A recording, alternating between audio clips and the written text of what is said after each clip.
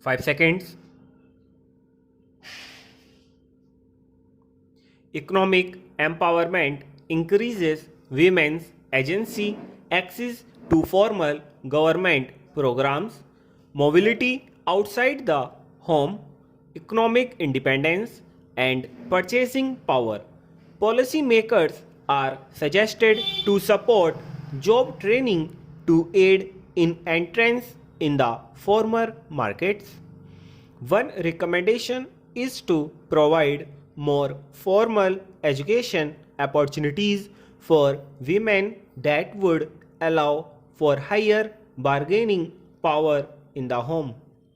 They would have more access to higher wages outside the home and as a result make it easier for women to get a job in the market.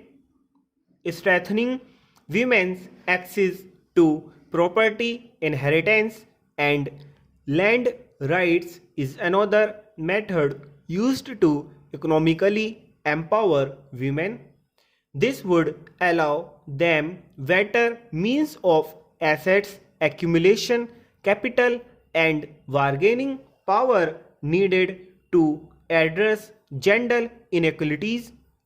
Often, women in developing and underdeveloped countries are legally restricted from their land on the sole basis of gender. Having a right to their land gives women a sort of bargaining power that they would not normally have in turn.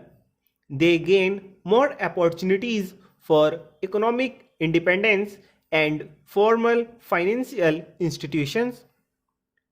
Race has a huge impact on women's empowerment in areas such as empowerment. Employment can help create empowerment for women. Many scholars suggest that when we discuss women's empowerment, discussing the different barriers that underprivileged women face, which makes it more difficult for them to obtain empowerment in society, is important when examining the impact of race in connection to employment. Significantly examining how opportunities are structured by gender, race, and class can transpire social change. Work opportunities and the work environment can create empowerment for women. Empowerment in the workplace can positively affect job satisfaction and performance. Having equality in the workplace can greatly increase the sense of empowerment. However, women of color do not have the same accessibility and privileges in work settings. They, women of color, are faced with more disadvantages in the workplace. Patrika Parker argues that African American women's empowerment is their resistance to control, standing up for themselves and not conforming to societal norms and expectations.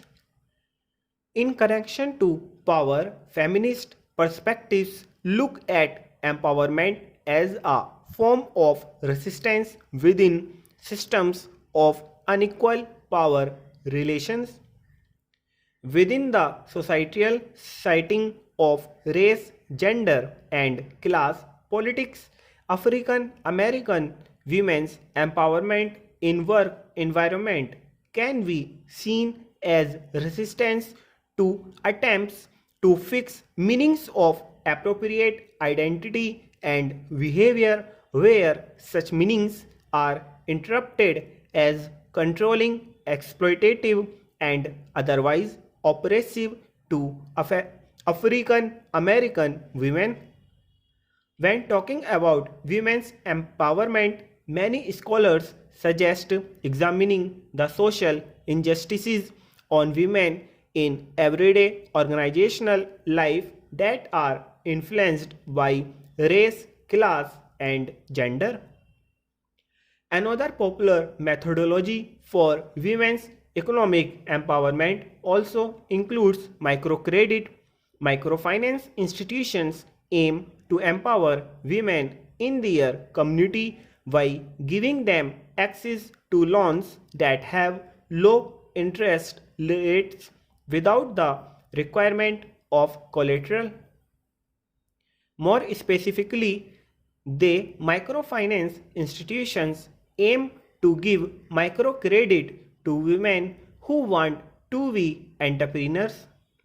The success and efficiency of microcredit and microloans is controversial and constantly debated. Some critics claim that microcredit alone does not guarantee women have control over the way the loan is used. Microfinance institutions do not address cultural barriers that allow men to still control household finances. As a result, microcredit may simply be transferred to the husband.